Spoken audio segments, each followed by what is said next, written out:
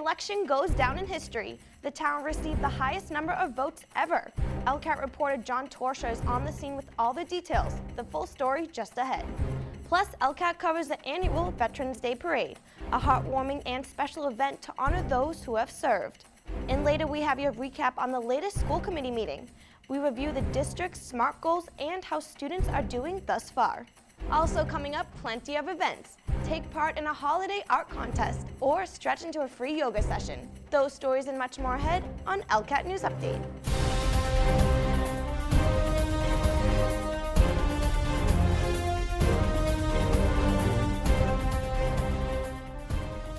Thanks for tuning in to ELCAT News Update. I'm Rebecca Green.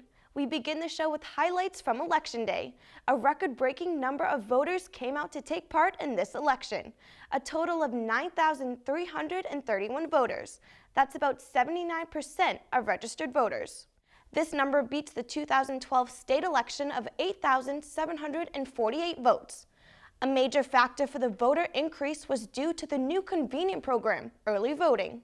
East Longmeadow High School senior John Torsha was at the polls on Election Day to talk numbers with Town Clerk Tom Florence about the early voting program and the election overall. It's been steady and busy all day. Of course, not as many people, which you look at it as a good point and a bad point. Again, you want as many people out as possible, but we did have upwards to 37% who have already casted their ballots before today ever happened. I was not expecting that percentage that high. It was like the fear of the unknown back on October 24th. We did not know what to expect, but to get that many people out was, to me, was just a tribute to the voters in town. They wanted their voices heard. This election did mean something to them, and that was the whole idea of early voting, was to get as many people out and make it as convenient for the voters as possible. A special thanks to John Torsha for covering a monumental day for the town and country. ELCAT also covered another important event in East Longmeadow, the annual Veterans Day Parade. Community members came together to honor and support our veterans and their families. The march began at 11 a.m. down Maple Street. The ceremony continued with a dinner held at the Senior Center with guest speakers who shared personal stories and insights. A proud and meaningful day. With the weather getting colder, we learned from Fire Lieutenant Chris Beecher on safety tips when heating your home. So part of home heating season is the potential for carbon monoxide in your home. Carbon monoxide is a colorless, odorless gas, and it's a byproduct of burning fossil fuels. So if you have a gas furnace or an oil furnace, fireplace, wood stove, gas appliances, anything like that, will emit carbon monoxide. If your appliances are properly vented, it's not an issue. However, sometimes if there's a malfunction in the appliance or if there's a backup in the ventilation of that appliance, then you can get a carbon monoxide buildup in your home. They sell detectors. It's a law in Massachusetts that every home has a carbon monoxide detector, and this will let you know if it detects any carbon monoxide in your home. Just like your smoke detectors, you want to check your batteries. Twice a year we suggest, I think we did it right back here on daylight savings time. Check that battery, make sure that it's fresh. You should be checking your carbon monoxide alarm monthly as well as your smoke detectors. Smoke detectors also have, what people don't realize, is they have a shelf life. So about every 6 years we require, or rather that we suggest that you replace your carbon monoxide alarm. There's a date on the back, manufacturing date, so 6 years from that date, go out and get yourself a brand new carbon monoxide detector. A car does emit carbon monoxide, and it can get into your home that way. If you do have to warm up your car, remove it from the garage, close the garage door, make sure that it's away from the home, that there's no open windows near it, because that carbon monoxide will find its way into the house, and then you could potentially have a problem. We start to run our furnaces, we start to use our fireplaces and our pellet stoves. And one of the problems that people run into with this is that they haven't properly checked these appliances before they use them. So what you're going to run into is you run into chimneys that haven't been cleaned, they haven't been used for a year. You run into furnaces that haven't been fired up for a couple of months. So what we like to do is advise people, homeowners, to make sure you get that chimney cleaned out before you use your fireplace at the start of any season. It's also a good idea to have it inspected yearly if you can. But if bi-yearly is also a good idea. Furnaces, if you have a good maintenance program, it's always a good idea to have a maintenance tech come in and start checking out the furnace to make sure that it's operating properly. Another source of home heating, people will use space heaters. Okay, space heaters are a good idea if you need a little extra heat in your house. The problem being is that some people don't realize the hazards that are associated with space heaters. Electrical space heaters, definitely want to make sure that it's plugged directly into an outlet. We don't run an extension cord off of that. We suggest a 3-foot circle of safety. So basically 3 feet in all directions of that space heater should be kept clear of anything that can burn. The Department of Fire Services has a website that has a lot of this information on it, and a lot of good information. They have a program called Keep Warm, Keep Safe, and it's all about home heating safety. They have a lot of good information. It's worth going onto the website and check out some of that information. It definitely can help. Questions or concerns? Call the fire department at 413-525-5430. Turning to town meetings, we take a look at the latest school committee meeting held on November 7th. The meeting began with an SBIRT report from school nurses. SBIRT stands for Screening, Brief Intervention, and Referral to Treatment. SBIRT offers service for behavioral health concerns among adolescents.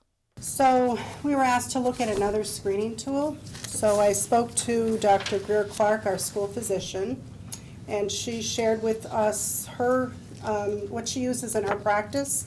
It's called S2BI, and I think you all got a copy, but I ordered these free laminated screenings that we're going to use. So if they answer never to the first 3, they're done. And you just, praise them for making good choices. Okay. Whoever is doing the screening, if we're gonna get a yes answer to the questions that are on the front, any yes answer, we are gonna refer them and do further questioning. Then we're gonna do the craft, which is what you got the last time from our last meeting. Only if they're a positive screen on this screening tool right in front of you. So if they answer positive to this, Any then of the we're, questions, any of the 8? then we are gonna refer them for the craft, and that'll go through our guidance department.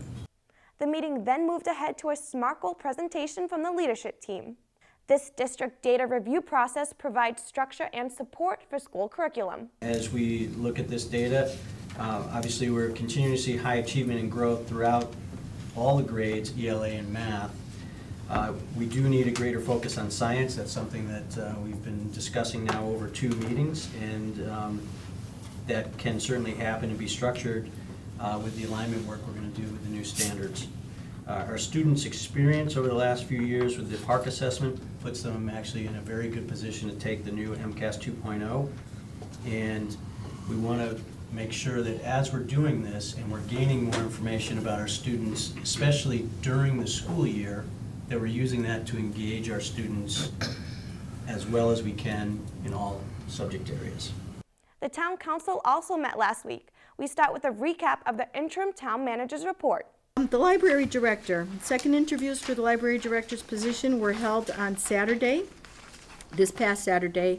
I was part of those interviews and have to say that they had 3 great candidates.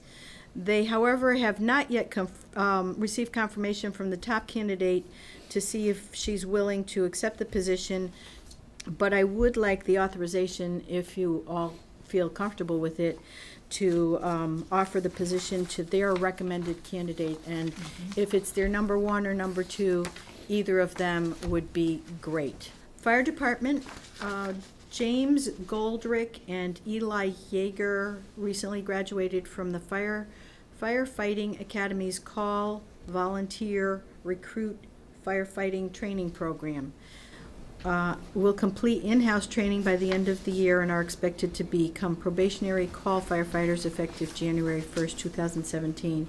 And we have to really acknowledge that anybody that wants to do that, that's a volunteer, has to dedicate so much of their time. There is so much training that they have to do to then want to go and run burning buildings. You know, it's a pretty unique group that does that.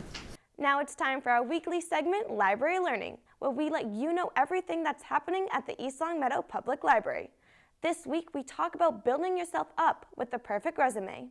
Build your resume from scratch with the program Cypress Resume, a professional online resume builder that personalizes your resume based on the jobs you're interested in. All residents who own a library card can take advantage of this free program. EL librarians are there to set you up and help along the way. View the library hours on their website at eastlongmeadowma.gov. Churches here in town are offering fun activities for all community members. First St. Luke's Greek Orthodox Church is holding an amateur Christmas artwork contest. Participants are asked to submit a 5x7 landscape piece of original artwork that will be used for St. Luke's 2016 Christmas card. All artwork should be submitted to the church before Saturday, November 19th. And then a winner will be selected on Sunday, November 20th. Get the chance to have your artwork seen throughout the community. For more information, call Melissa at 413-537-5054. Next, St. Mark's Church is hosting their annual Arts and Craft Fair. This year, the church will have over 50 vendors. Check out the handmade products for yourself. They will have everything from clothes, jewelry, food, and more. Saturday, November 19th, from 9 a.m. to 3 p.m. at St. Mark's Church on One Porter Road. Lastly, stretch into a more active event at St. Paul Lutheran Church with KP Fit. This class, the Zumba For Everybody, that I kind of invented, I think, is designed for people with disabilities, and it's free. It's for people with disabilities and their caregivers, as well as anyone. So you could come to my Zumba For Everybody class and still get, as you can see, I'm sweating, so you can still get a workout. But it's just a great program. It's very uplifting, and it allows everyone to get a good workout. For anyone to achieve their fitness goals and their health goals, you've got to be consistent. In order to be consistent, you've got to enjoy it. So like in my TRX classes, we have the TRX, which are amazing. We have battle ropes, and we have slam balls and all kinds of crazy stuff. And people are out there of all ages, all ability levels, and all fitness levels, just having fun, doing stuff they never dreamed of doing. Zumba For Everybody takes place on Saturday, November 26th at 1 p.m. at St. Paul Lutheran Church on 181 Elm Street. More events are in store. The Norcross House invites all to their annual wreath and craft sale. Come see what holiday decorations will fit into your household. Get ready to see what local crafters have in store on November 19th at 9 a.m. at the Norcross House on 89 Maple Street. Well, that will do it for this edition of ELCAT News Update.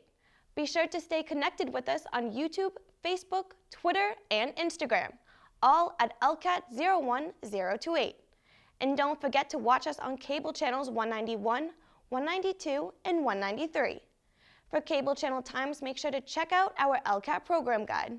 Program guides can be found through our website at eastlongmeadowma.gov. Also check your mail as the programs will be delivered monthly within the reminder. Or pick up a copy yourself, available at the Town Hall, Library, and Senior Center. Until next time, I'm Rebecca Green. Thanks for watching. See you next week.